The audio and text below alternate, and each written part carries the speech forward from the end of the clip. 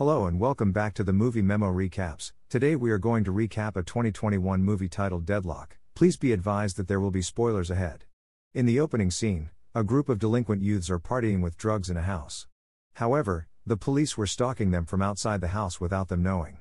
Since the house was quite spacious, Detective Fulbright, who led the raid, ordered two of his men to sneak in through the back door, while he and Larry, one of his men, would raid through the front door. The policeman who entered through the back door managed to kill two young men, while one of them managed to escape through the window. Detective Fulbright raided through the front door, managed to kill one young man, and arrested another named Kyle. However, after checking the house's address, the police realized that they had the wrong address because it turned out that the house was not connected to each other between the front and back. This indicates that the two young men who lived in the front of the house were not their targets, and no drugs were found there. But Detective Fulbright didn't feel the least bit guilty because both boys had guns. Kyle and his brother who lived in the front of the house were falsely accused to be drug dealers, and Kyle was thrown into prison. The raid news immediately caught the media's attention and was reported throughout the county. Elsewhere, a man named Ronald Whitlock was seen watching the news of the raid on television. Ronald turns out to be the father of two young men who lived in the front of the house and knows they are not involved in drug cases. Ronald looks so devastated and angry because his son was the victim of a wrongful arrest, while his other son was killed because of the negligence of the police. Not long after, two police officers came to Ronald's house to take him to the police station for questioning about the case that happened to his two sons. Ronald, who turned out to be a war veteran, immediately killed the two policemen without thinking because he did not accept the police's arbitrary treatment of his two innocent sons. We are then introduced to Mac, a former Special Forces member. Mac woke up with a heavy head because he was drunk last night. After retiring from the military, Mac works as a welder at a hydroelectric power station. Mac accidentally runs into Detective Fulbright's wife, Paula, who greets him warmly on his way to work. After that, Mac seems jealous to see his ex-girlfriend, Sophia, who is very close to a man named Smith, who is none other than the director of the company where Mac works. Upon entering the office, Mac was immediately teased by his friend, Tommy, because Mac gets very drunk easily even though he only drinks a little alcohol. It turns out that what made Mac drink to the point of getting drunk was his friend from the security division, Boone. Seeing Mac's arrival, Boone instead tells Mac to go home and take time off so he can rest because he is still not fully recovered from his drunken state.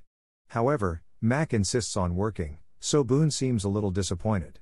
Not only Boone, a man named Cranbrook, the head of security, was displeased to know that Mac chose to stay at work that day. Mac is then greeted by his co-worker, Amy. They seemed to be chatting casually before Sophia came and messed up the atmosphere. Mac and Sophia got into an argument, but then Smith came and calmed them down. After that, all the employees were seen doing their respective jobs. Coincidentally, they had a group of high school students who wanted to go on a study tour to learn more about the hydroelectric power plant, where Sophia was assigned to guide them. At the same time, several cars appeared at high speed and barged in by crashing into the fence. The officer on duty at the front gate immediately reported this to Cranbrook.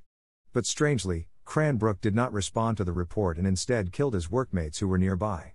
Likewise, Boone killed his co-workers who were on duty with him.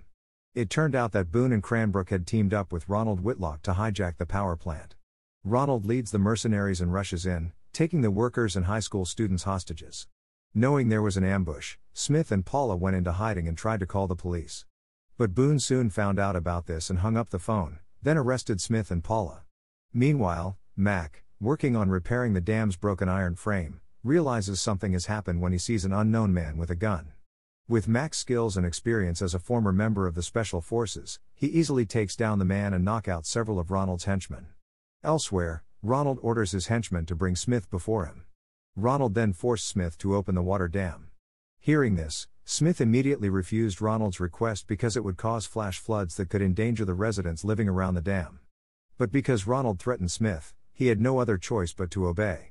Ronald threatened all employees through the monitor screen and said he would drown them if anyone dared to oppose him. After that, Ronald received news that several of his henchmen had been killed by a welder named Mac. However, Boone tells Ronald that Mac is not a random person because he is a former member of the Special Forces. Hearing this, Ronald ordered his henchmen to immediately arrest Mac. Meanwhile, Mac, who was about to hide in a room, accidentally met Tommy, who was already there first. Tommy said that the employees and high school students were being held hostage by the mercenaries, but he didn't know the motive of the hijacking that was going on there. When Mac and Tommy come out of hiding, They are immediately confronted by a group of Ronald's henchmen, engaging in a shootout. Meanwhile, Ronald meets Paula and asks her to call her husband, Detective Fulbright, to come to the place because he was the one who led the raid on the drug case that killed one of Ronald's sons and imprisoned his other son who was innocent. When Detective Fulbright finally arrived at the power plant, he was immediately surrounded by Ronald's henchmen and brought before Ronald. Knowing that Ronald is Kyle's father, Detective Fulbright then apologizes to Ronald and says that what happened to his sons was an accident. Detective Fulbright then offers some money as long as Ronald is willing to free him and his wife. But Ronald is not at all interested in money because his goal in doing all this is to get revenge. Ronald then kills Detective Fulbright right in front of his wife, who turns out to be pregnant. Paula looks so shocked and devastated by the death of her husband. Ronald then orders his henchmen to dump Detective Fulbright into a dam. On the other hand, Mac and Tommy are working on a plan to free the hostages. Mac asks Tommy to get the school bus while Mac rescues the hostages. After killing several of Ronald's henchmen, Mac finally finds Sophia and the other hostages. Mac then asks Sophia and the others to hurry as he will get them out of there and head to the bus that Tommy will drive. Sophia initially refuses to go because she feels insecure, but Mac assures Sophia that staying is too risky and very dangerous. After evacuating all the hostages, Mac is surprised by the arrival of Sophia, who apparently chooses to stay with Mac because she doesn't want to leave him. Sophia then advised Mac to ask Cranbrook, the head of security, for help because Sophia thought Cranbrook was not involved with the hijacking. Knowing Mac's arrival, Cranbrook had his guns ready, but apparently, Mac already suspected that Cranbrook was involved in the hijacking, so Mac first shot Cranbrook and killed him. Meanwhile, Ronald orders his henchmen to bring Amy because it turns out that Amy is the younger sister of Larry, a police officer who participated in the raid that arrested and killed Ronald's son. Amy told Ronald that she had known of her brother's crimes against Ronald's sons and apologized for what had happened. Ronald seemed to appreciate Amy's honesty and then asked her to call Larry and ask him to come to the power plant. At the same time, the bus driven by Tommy finally arrived at the police station, and Tommy immediately revealed what had happened to Larry and his partner, a police officer named Kane. Even though Larry already knew what had happened, he still insisted on coming to the power plant alone because he didn't want to endanger his sister's safety. Meanwhile, Kane immediately contacted the NSA and informed them of the hijacking that occurred at the power plant.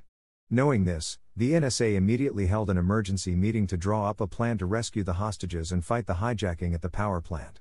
Meanwhile, Mac is seen walking through the power plant facility and meets one of Ronald's henchmen named Gator, who turns out to be Mac's former colleague when he was a member of the Special Forces. Mac and Gator then engage in a fierce duel with bare hands, but in the end, Mac kills Gator with a bullet that hits him straight in the head. Meanwhile, Larry, who came to the power plant, was immediately beaten and forced to confess his crime by Ronald. But because Larry refuses, Ronald kills him. Not long after, Boone informs Ronald that military forces are heading to their location and deploying all of the troops. Hearing this, Ronald ordered Smith to open another dam. With the water level rising, Ronald planned to leave the place and let the hostages drown. However, Boone rejected the plan and asked Ronald to end all this. Feeling disapproved of Boone's words, Ronald then killed him. It didn't take long for the United States military forces to ambush the power plant and kill Ronald's henchmen guarding outside. Mac then asks Sophia to close the dam while he searches for Ronald's whereabouts. After killing Ronald's henchmen, Mac finally finds Ronald's location, along with the arrival of military forces who ambushed them. Mac then asks Ronald to surrender because now he is surrounded. But Ronald refused to give up, so he was eventually shot dead. 2 weeks have passed since the incident, and activity at the power plant has returned to normal. Mac is now promoted to head of security and is back in love with Sophia and plans to get married. Thanks for watching. If you are new, don't forget to subscribe for more of these recaps. Until next time, have a nice day.